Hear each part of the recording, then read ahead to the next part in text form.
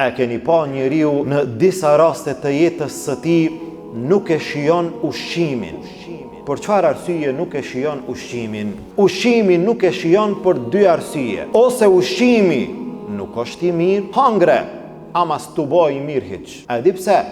Po si ishte i mirë? Nuk ishte i mirë. Ose ushqimi është i mirë, ama ti si e mirë.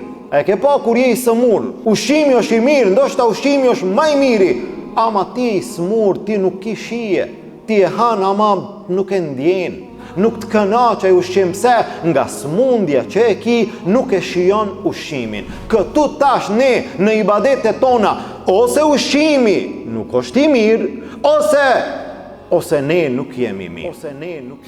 Në disa raste, ose ibadeti nuk bëhet mirë, ose ibadeti bëhet mirë, ama neve nuk na lën gjunahet tona që ta shijojmë kënaqësinë e ibadetit. Në disa raste, ibadeti nuk bëhet mirë.